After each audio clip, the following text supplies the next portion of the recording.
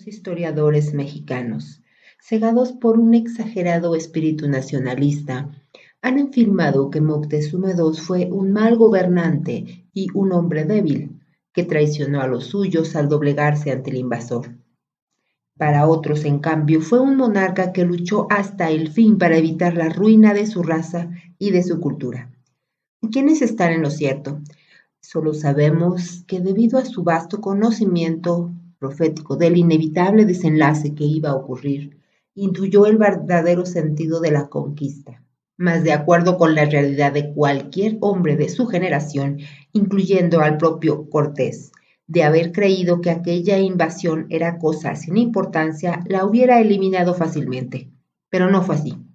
Moctezuma sabía que se acercaba un cambio radical para él, para su patria y para su época. Si pretendió oponer una resistencia por medio de la magia y de la astrología, sabía perfectamente bien que sus esfuerzos estaban condenados al fracaso. ¿Acaso no es lógico pensar que el emperador Moctezuma sabía lo que iba a suceder y que al oponer al invasor una fuerza que no era física iba a ser derrotado por ella? El 13 de agosto de 1521, la gran Tenochtitlan, ciudad capital del Imperio Azteca, cayó en manos de los conquistadores bajo el mando de Hernán Cortés, quien apenas 2 años antes había desembarcado en costas mexicanas con una fuerza de menos de 500 hombres. Ante una hazaña de tal magnitud, sus contemporáneos se preguntaron maravillados ¿cómo logró Cortés con tan pocos hombres subyugar un imperio tan vasto como lo era el azteca? ¿Podía explicarse por medios puramente naturales tan prodigiosa empresa? ¿Acaso para dar cuenta de hechos tan asombrosos que se necesitan una explicación sobrenatural? Lo cierto es que el propio Hernán Cortés, que en sus cartas de relación afirmaba haberse sentido capaz de lograr lo imposible, estaba convencido de que era el auxilio de la divina providencia el que le había ayudado a conquistar estas tierras. Tanto para Hernán Cortés como para todos sus contemporáneos, resultaba evidente que Moctezuma II había sido víctima de su propia magia. Y es verdad que con su conducta ante los invasores españoles, a los que sistemáticamente se negó a atacar, no obstante que contaba con un ejército de más de 500,000 de hombres, Moctezuma II resultara siempre uno de los personajes más enigmáticos de la historia. Sin embargo, antes de juzgarlo, debemos de tratar de comprender, y solo así podremos responder algunas preguntas. ¿Quién era verdaderamente Moctezuma II? ¿Cómo era el pueblo que gobernaba? ¿Y por qué se negó a luchar contra los conquistadores españoles? En el siglo XIII de nuestra era, las tribus mexicas o aztecas que venían de Aztlán, al norte de México, llegaron al Valle de México en el que se instalaron y donde comenzaron a observar los elementos de las culturas que previamente habían florecido allí. Sin embargo, no fue hasta un siglo más tarde, en el año de 1324, que los aztecas adquirieron los suficientes conocimientos como para emprender la construcción de la ciudad de Tenochtitlan. Pero ya para 1400 se habían convertido en la nación más poderosa de toda la región. Eran una raza más brava y feroz que cualquiera de sus predecesores o rivales. Se hallaban permanentemente organizados para la guerra y lograron someter a todo el sur de México y gran parte de Centroamérica. Sus mercaderes y recaudadores de impuestos llegaban hasta Yucatán y Costa Rica para exigir de las regiones sojuzgadas un pesado tributo que incluía vestimenta de todo tipo, uniformes militares, maíz, oro, papel, chocolate, petates, miel, incienso, jade, joyas, lanzas, plumas, algodón, caucho y pipas para tabaco. La nobleza mexicana, una casta militar, vivía en la opulencia gracias a estos tributos que sus recaudadores traían de no menos de 371 pueblos sojuzgados. Sin embargo, carecían de muchas de las comodidades de las que gozaban sus contemporáneos en Europa. Desconocían el ganado vacuno y los productos que de ellos se obtienen, carecían del caballo y las ventajas que ofrecían, y aunque sabían del uso de la rueda, tal y como lo muestran los juguetes que construyeron para sus hijos, resulta enigmático que jamás la emplearon para ningún otro fin. ¿Por qué extraño motivo se negaron siempre a emplear la rueda para fines más prácticos? Probablemente es que tuvieran razones mágicas para no utilizarlas, por lo que para transportar sus bienes empleaban los hombros de cargadores llamados tamemes, mientras que los personajes influyentes viajaban en literas. Contaban con grandes depósitos de hierro, pero nunca llegaron a fundirlos, y sus armas eran de madera con puntas y filos de piedra, y ocasionalmente de bronce. Entre otros adelantos, contaban con un elaborado código penal y un sistema judicial autónomo, y estaban a punto de transformar la escritura jeroglífica que habían heredado de los toltecas en un sistema ideográfico semejante al alfabeto chino. Eran también grandes astrónomos y habían desarrollado un calendario aún más preciso que el que en aquel tiempo tenían los europeos. Sus ingenieros eran capaces de levantar no solo pirámides monumentales, sino también puentes y acueductos. Por encima de todo, fueron escultores de muy alto calibre. El gobierno mexica lo encabezaba un monarca elegido por un consejo integrado por 6 miembros de la familia de su predecesor, quienes procuraban escoger al hombre de mayores méritos de toda la nación. Sin embargo, no se le llamaba rey, sino primer orador o tlatoani. En el año de 1502, Moctezuma, el segundo emperador con ese nombre que significaba señor valeroso, ascendió al trono azteca a la edad de 35 años. Reinó con gran acierto y sabiduría durante 17 años hasta la llegada de los españoles en 1519. En el Códice Mendoza se le describe como sabio, astrólogo, filósofo, versado en todas las artes. El elemento central en la vida de los aztecas era la religión, una religión tiránica que les imponía el terrible deber de impedir que los dioses destruyeran al mundo, ya que estaban convencidos de que los poderes invisibles del universo eran hostiles al hombre.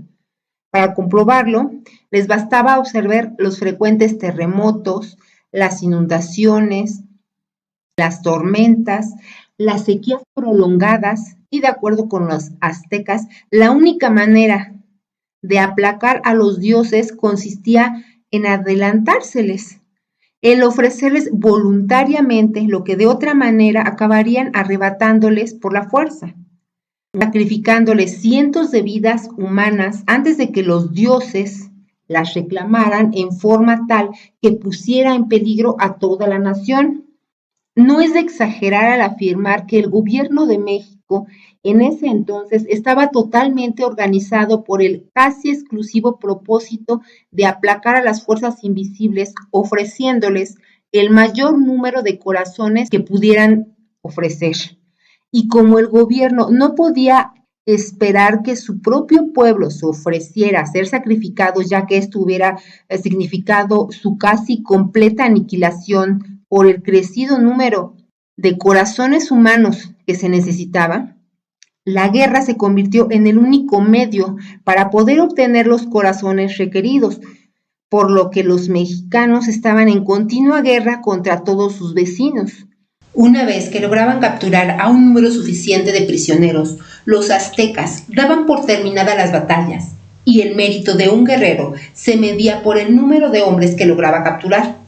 Por todo esto, la guerra representaba la seguridad para los aztecas y la paz, ya que una paz duradera, con su consecuente falta de alimento para los dioses, podía acarrear la destrucción de la humanidad. Así, solo en la guerra hallaban la paz los aztecas. Nos hace preguntarnos cómo llegaron los aztecas a una visión tan pesimista del universo. Bueno, para intentar entender la visión azteca del mundo, debemos conocer los dioses a los que adoraban, sobre todo los de mayor importancia, que eran Quetzalcóatl y Tezcatlipoca.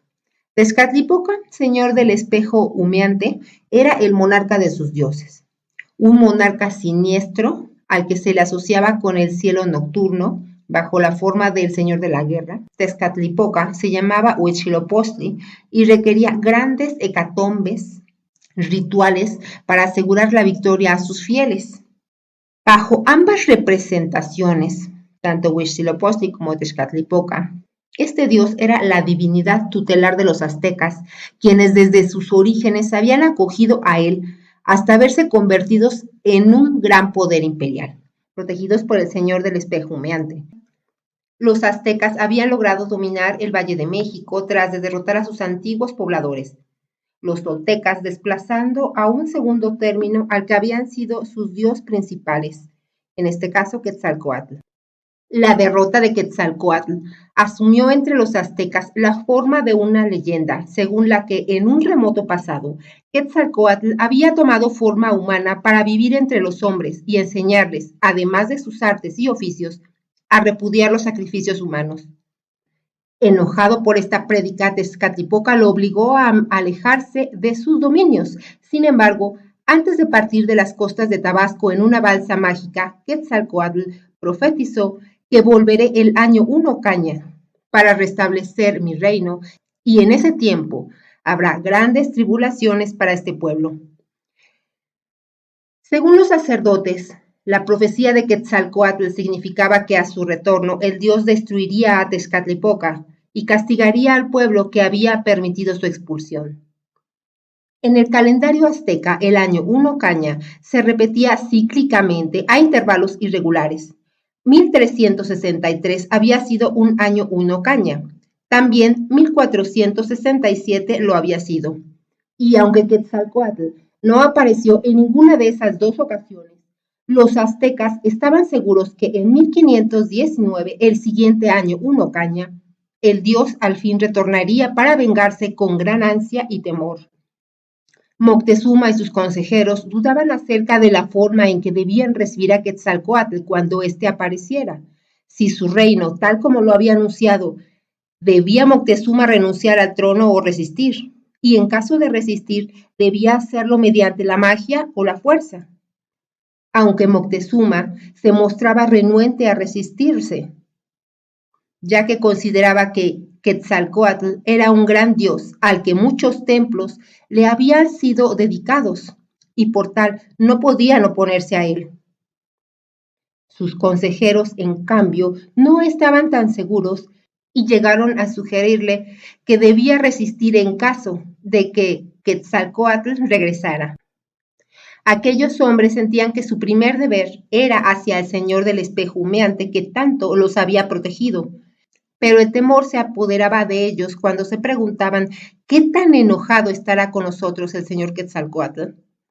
Cabe aquí preguntarse, ¿por qué estaban tan seguros los aztecas que en 1519 regresaría Quetzalcóatl, a pesar de que en los 2 años anteriores, 1 caña, el dios, no había dado muestra alguna de su presencia?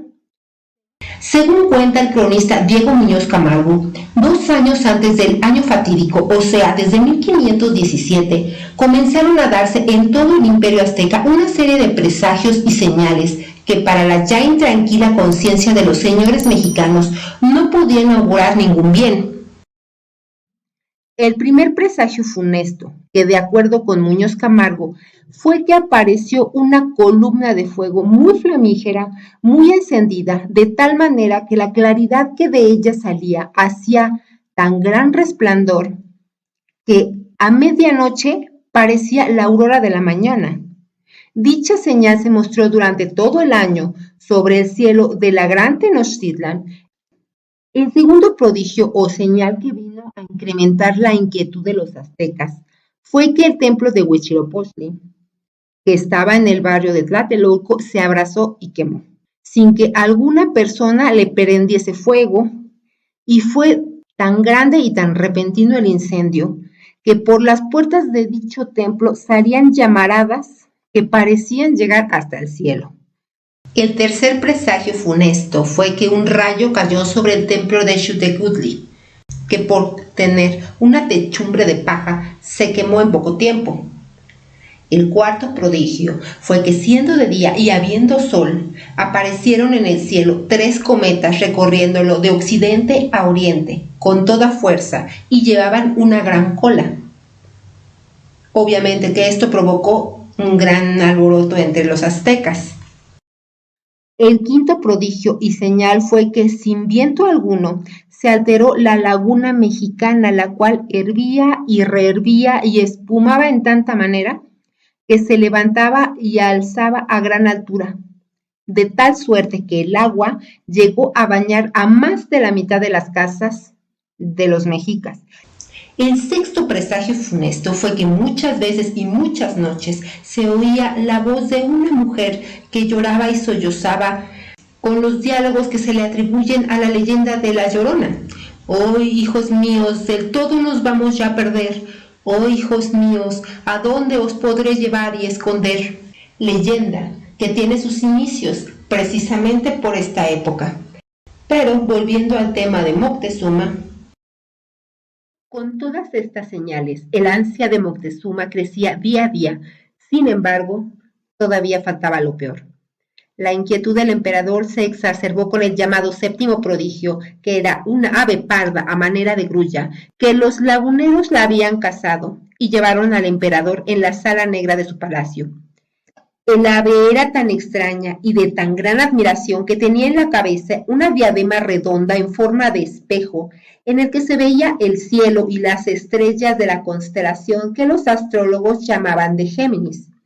Y tornando por segunda vez Moctezuma a asomarse a la diadema que estaba en la cabeza del pájaro, vio con gran asombro un número de gente que venía marchando en escuadrones, montados sobre enormes venados y otros animales. Tras estas visiones, Moctezuma mandó llamar a sus agores y adivinos, y les dijo la causa de su admiración. Pero cuando los adivinos quisieron asomarse a la diadema, de improviso se desapareció el pájaro, y así no pudieron dar ningún juicio. Alarmado Moctezuma hizo venir a los magos y adivinos de su reino. Sin embargo, los magos no dijeron nada a Moctezuma, quien molesto los mandó a encarcelar. Solo después de varios días accedieron los agores a decir lo que sabían. Lo único que dijeron fue que vendrá lo que ha de venir sobre vos y ante vos ha de pasar un misterio muy grande, señor Moctezuma. En mayo de 1518 llegaron a Moctezuma los primeros rumores acerca del desembarco de hombres extraños en las costas de Chapotón y Tabasco. En junio de ese mismo año, la flota de Juan de Grijalva fue avistada poco antes de que llegaran al río de los Estandartes, lo que hoy se conoce como río Grijalva. Puesto sobre aviso, el emperador envió investigadores de mayor rango a la costa, y a su retorno pudo tener un reporte un poco más claro, donde efectivamente identificaba la llegada de hombres blancos y que tenían una barba larga y el cabello hasta la oreja. A pesar de su creciente alarma, Moctezuma decidió entrar en contacto con estos extraños y envió una gran embajada de hombres con estandartes para llamar la atención de los recién llegados. Los visitantes fueron acogidos con gran respeto, fueron fumigados con incienso y abrumados con una gran cantidad de regalos. Durante 6 días, Juan de Grijalva y sus hombres fueron cuidadosamente estudiados por los emisarios de Moctezuma. Este, a su vez, diariamente y con gran atención leía los reportes enviados en jeroglíficos que les enviaban sus embajadores. No cabía ya la menor duda, tras de examinar los códices, el emperador estaba convencido que Grijalva y sus hombres eran los heraldos de Quetzalcóatl, quien al año siguiente, en 1519, el año 1 Caña, seguramente retornaría para vengarse. Conforme reflexionaba en su problemática, el emperador se preguntaba si existiría algún medio para escapar a su destino. Al fin decidió consultar al supremo sacerdote y a los otros miembros de la Casa Oscura. Pero finalmente, tal y como lo cuenta Bernardino de Sahagún, Moctezuma dominó su corazón, se recomió en su interior y lo dejó en disposición de ver y de admirar lo que había de suceder. Sin embargo, la angustia del emperador iba en aumento. Se entregó a hacer penitencias, se perforó oídos, pecho, brazos y ofreció su sangre a los ídolos. Con sus propias manos se dedicó a sacrificar víctimas humanas en el altar de Quetzalcóatl, esperando tal vez que una palabra de aliento del dios le llegase por boca de los médiums que asistían a la ceremonia. Dio órdenes a todos los gobernadores de sus provincias para que le reportasen todos los sueños premonitorios que tuvieran algunos de sus súbditos. Se ordenó a los vigías de la costa que redoblaran su vigilancia y tal y como estaba escrito, el año 1 Caña aparecieron al fin los tan temidos y esperados visitantes. Más extraordinario aún resultó el hecho de que Cortés desembarcó exactamente el día del año en que lo esperaban. Quetzalcóatl debía retornar el día 9, viento del año 1 Caña. Cortés llegó a San Juan de Ulúa el Jueves Santo, es decir, abril 21 de 1519, y desembarcó al día siguiente, día 9 viento, según el calendario azteca. Su aspecto blanco y de barba negra era semejante al del dios. Además, llevaba una gorra parecida a la que tradicionalmente empleaba Quetzalcóatl. Y debido a que era Viernes Santo, lucía un traje negro, semejante al negro atuendo que lucía Quetzalcóatl en todos los códices. Tras de escuchar la descripción de sus mensajeros, Moctezuma estuvo seguro de la identidad de su visitante. Ampliamente justificada resulta la conclusión del emperador, ya que aún nosotros, confrontados con tantas coincidencias significativas entre las predicciones y la realidad, acabamos por preguntarnos si en un caso como este aún puede seguir hablándose de coincidencias. En el momento de su desembarco, Cortés no tenía la menor idea de estar cumpliendo con una profecía mesiática que ya había arrojado al país a una convulsión. Solo pasado algún tiempo y con gran asombro descubrió este hecho a través de la conducta de los mexicanos. Y una vez que lo supo, quedó convencido de que se trataba de un milagro de la divina providencia, a fin de facilitarle una conquista que hasta ese momento le había parecido imposible con sus limitados recursos.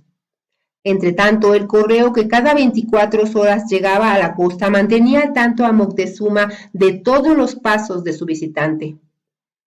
Alertados de antemano de su llegada, los emisarios de Moctezuma ya estaban esperando a Cortés cuando desembarcó. Llevaban consigo a un esclavo con órdenes de sacrificarlo en caso de que el visitante quisiera comérselo o beber su sangre. También llevaban gran cantidad de comida ordinaria, parte de la cual habían rociado con sangre humana a fin de ver cuál de los dos escogía a su visitante. Sin embargo, Cortés rechazaba la sangre. Y al ver esto, quedaron totalmente convencidos de que se trataba de Quetzalcóatl, quien siempre había predicado contra los sacrificios humanos. Al percibir el asombro de los enviados de Moctezuma, Cortés, con inigualable intuición, ordenó a sus hombres que disparasen uno de sus cañones y ordenó a su lugarteniente, Pedro de Alvarado, que ante los cada vez más intimados indígenas dirigiese una galopada por la playa, sabiendo que los mexicanos nunca antes habían visto estos animales. Acto seguido, dando muestra de su sorprendente astucia, Cortés anunció a los emisarios aztecas su deseo de entrevistarse personalmente con su emperador.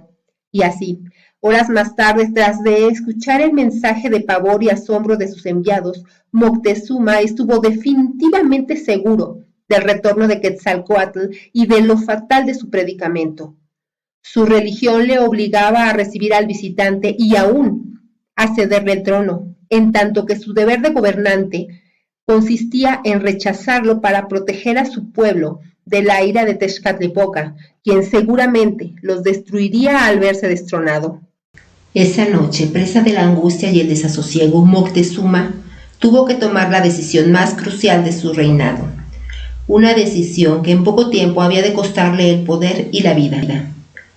A la mañana siguiente reunió a toda su corte y les comunicó que no era posible luchar contra Quetzalcóatl. La única opción era tratar de convencerlo de que tenía que irse. Sin embargo, no toda la nobleza mexicana estuvo de acuerdo con el emperador. Su hermano Cuitláhuac, señor de Ixtapalapa, opinaba que debían resistir al invasor. Y aunque por el momento prevaleció la voluntad de Moctezuma, quien convenció a su hermano que en lugar de las armas utilizaran la magia para luchar contra Cortés, la duda no desapareció del ánimo de muchos. Podemos suponer que al ver que la magia y los conjuros no hicieron el menor efecto sobre el conquistador, toda la corte azteca empezó a inclinarse a pensar que Moctezuma se había equivocado. Sin embargo, cuando al poco tiempo Cortés y sus hombres lograron vencer a los tlaxcaltecas, sobre quienes los aztecas nunca habían podido lograr una victoria definitiva, la corte mexicana cambió de opinión y estuvo de acuerdo con su emperador. Resultaba obvio que era inútil levantarse en armas contra un dios, y así Moctezuma recibió al visitante con todos los honores. Con creciente desagrado, Cuitláhuac observaba cómo su hermano rendía homenaje y aceptaba convertirse en casi un prisionero de los españoles. Aprovechándose de una ausencia de Cortés, Cuitláhuac convenció a los demás señores aztecas para que se rebelaran contra su hermano y arrojaran a los conquistadores de sus tierras. Conciliador hasta el final, Moctezuma procuró aplacar a su pueblo, pero fue apedreado en el intento, acto que le costó la vida.